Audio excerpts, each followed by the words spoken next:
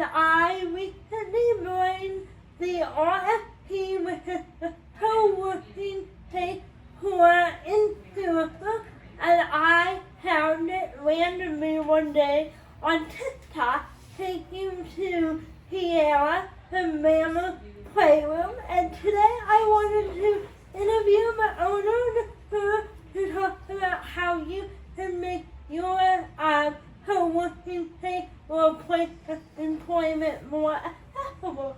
And her wonderful daughter Whit is here too. He invited herself in. Yeah. Special guest. Yeah, very special guest. How do you want to introduce yourself and Sure. tell a little bit about you and the RFC? So my name's Nicole, and I own the RFC, which is inside of the RF Home Co., which is our parent company. It's a renovation company. And the RFC is a co-working and content creation space. And the big thing about creating it was something that we wanted to do for 10 years. And we wanted it to make it so that it met everybody where they were at in their journey on whether they work from home, whether they're an entrepreneur, a content creator, and we could serve a lot of different needs in every single way possible. Yeah, and one thing that really made me want to be a member here, they have everything that I need from my microphone and ring light and tripod and or head up or easy to head up, so I don't have to train about the people on how to work it or how to set it up. There are people here that know that and also already set up. And also I'm really out of my house. Inventing for disabled people or places that are accessible and welcoming to people with disabilities. So I don't know if you meant to do that or is this kind of hard fell into you. Did you mean to make it? I think everybody means to make their building accessible, but everything else. So in St. Louis is sometimes difficult because St. Louis has a lot of old buildings that are inherently not accessible, unfortunately, and can cost a lot of money to make accessible. So we were lucky that when we bought this building that we had the opportunity to make sure it was as accessible as possible. Is it perfect? No, nothing ever is. But to us, really, we didn't take necessarily, and this might sound bad, we didn't necessarily take people with disabilities into consideration. We just took everyone into consideration. Right. What is everyone going to need to make their lives easier? Because we wanted this to be a home away from home for everyone. And so member feedback is extremely important to us, no matter what the situation is, and we take that very seriously, and we want everyone to feel comfortable. So it's not just about the building, but about the atmosphere. Yeah, and that really what put it out to me here, but I emailed, I don't know if you knew, but I emailed before I became a member here, and I'm like, are you accessible? And the other person I always say, I bring somebody with me because while I'm in a power plant, that doesn't mean that my life is inherently independent. Right. I rely on somebody else to be here in case I need to go to the bathroom or drop something on the floor. And I said I need to bring my DSP, and you said, oh, no problem. Right. And I don't know if you want to talk about that a little bit.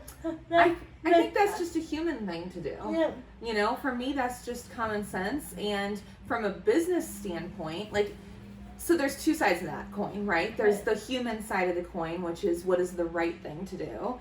And then the other side of the coin is from a business perspective. Could you say, well, yeah, do I want that person to be a member? Sure, but also the way the co-working space works is the person is coming with you. They're not going to just leave you alone. So from a business perspective, it's not like that person is taking up another room that another member couldn't be. It just is, it's common sense to accommodate you. Yeah, because I can't be left alone. I could be, but bad things happen. really bad things could happen if I was left alone, you know. But most places are like, why would I let them in the thing, you know? And that really turned out to me when I asked for an accommodation, you guys do everything in your power to do what I need, and I'll tell you those accommodations in a second here, but do you want to talk about how it's been for you guys who work with me? I think it's been amazing. I think I love every time somebody feels really welcome here. That's exactly what I wanted this place to be. So the fact that you have found a place that makes you feel so comfortable is very meaningful to us, and it almost encourages us to do more for you. I mean, everyone that's really excited to be here, we want them to be even more excited to be here. Yeah. So for example, we have a walk-in pantry, and everything is elevated in that pantry. And so I didn't even know Amanda had put snacks in a lower drawer for you. And I saw that the other day, and I was like, why? I was like, is this for Anna? And she was like, yeah, I put some stuff in there. And I was like, did you ask her what she likes? And she likes a little bit of everything. So, so that's just an easy thing. That's just, again, it's a common sense thing to do. I grew up, my grandma worked with a lot of people with special needs. I grew up around it. And so to me, it just, especially if the accommodation is no skin off your back, it's like, why not do it, you know? Right. And when you were talking on the other night, I was National Disability Employment Month, and I don't think people even realize that I do work. You know, I am a consultant, and places like this make it possible to do that, because I can come here and I can work, and I can bring my aide here, and they can do work because I need them close by, but not like, oh, what can I do for you, what can I do for you? But if you ask me that too many times, I'm going to be aggravated at you, you know, so that's awesome. What can other businesses do to accommodate other disabled customers or patrons? Or if you were willing to open this place again, let's say this really well, and you wanted another location or whatever, what would you tell them to do better or to look out for when they're trying to grow their membership? I think it's all about thinking about the members. Like, what are the members going to need in general to make their lives easier? Because at the end of the day, we all need a lot of the same things, right? And so I think it's really thinking about the person and not the business. So who's using the space, who could benefit from the space, and how can you help that person the most? Because ultimately that's going to help your business. If you're helping the people that you want to patronize your business, that's going to help your business the most. Yep, and then I also telling her before the video, one of the main things I make is I don't have to call you guys when I need an accommodation. I can email you. Yes. And then book the room on an app. Yes. When I need to book it. And that's huge for me because I have a speech impairment. And phone calls are very difficult. And then the other thing I make is it's not too many people in here ever, so I can sit around and I can walk around in my walker or wheel around in my wheelchair. And I will do a tour here and talk about all the different rooms and see if you guys are interested in becoming a member. How would they do that? They can go to our website, which is therfc.co, and we're actually getting ready to launch a whole new website, but you can get information on the website or our Instagram, which is also therfc.co, and you can join there. We have 7 private rooms, which are bookable on our app, and those are free, and then we have private nooks like this one, and then also open workspaces, so you have a lot of different options when you're here. Yeah. And a dog. Oh yeah, anyway, he's always around. And if for the table, he doesn't mind if you pick her up and put her on your lap. I do it. Well, I don't do it. My people do it. Women. But yeah, so could we go on a tour? Absolutely. Okay, Okay, so right here every kind of space at the RFC has a different vibe. So we have two different vibes right here. We have a pink colorful one, and then we kind of have a cozy little dark nook back here. Then we also have our photography studio. The cool thing about the photography studio is that it comes with 12 pull downs and a whole bunch of different lighting. We actually have more lighting available as well. And it comes with all kinds of different props that you might need too. So this is all always here. and it's open and open. You have mobility and one of my favorite rooms in the OFC. Yeah.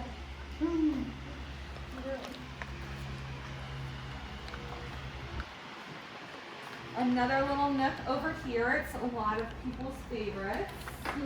And every table is floor under. I don't know if you meant to do that, but my wheelchair is under every. Well, that's perfect. Yeah. We have two little rooms here. This one looks like it's in use, but each room can fit a couple people. They're really great for virtual meetings. The other room is a very neutral white and blue striped room. And also, you guys allow me to move anything around that I need. Anything can be moved around, yeah? Yeah. No people always don't move the house. And I'm like, oh, I'm moving. And then we have a nice big conference room in here. Yeah. Again, it's another bookable room.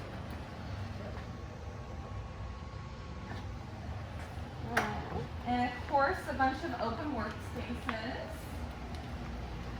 Yeah.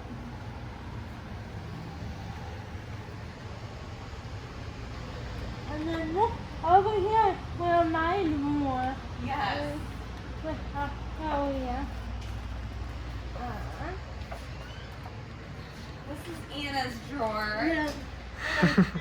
We're right up to it. A minute. Oh, I love cheddar Quakers. I'll save myself for later, but those are one of the best snacks ever. And then we actually have a whole secret pantry here for our members. And we'll throw wood in there. It's really hard to navigate. Yeah, that one's a little tight. Yeah. Oh, I've done it.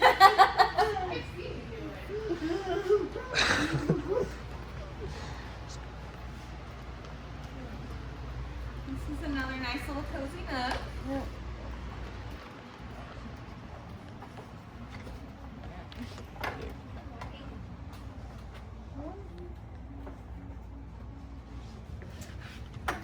And of course we have our front area. Yeah.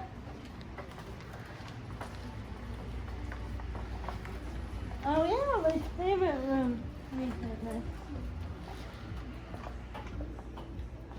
Oh, this is cool. Really?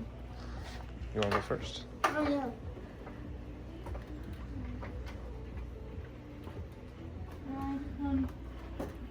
I don't run into you. Another is little cool. conference room.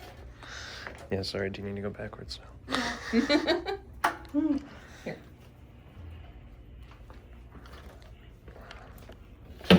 Oh, You're good. my doorway is so wide too. And then, We have a fridge full of everyone's favorite drinks. yeah. And then we have our podcast room back here. Yeah. And I left the podcast room because the microphone and everything back here. You know, I need it. You want to mind that? Well, I mean, I bet you. this is cool. We have a link. We have a link.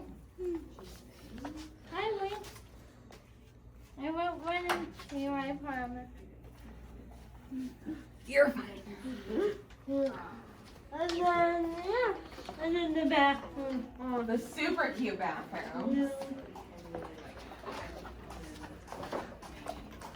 And they all wheelchair accessible, so I've not lived in both bathrooms before. That is a lot of space. Yeah, which is really nice. And then we do have a bathroom sign for me as well. That is cool. If we know what it is. Yeah, we got these little Yeah. signs Yeah. as well because the door locks are just hard to turn. Yeah. And so even though it says vacant and occupied, that's difficult. So this way she can easily Yeah. it's there. I like that. Easy. Alright, and Simple. that's the all the things.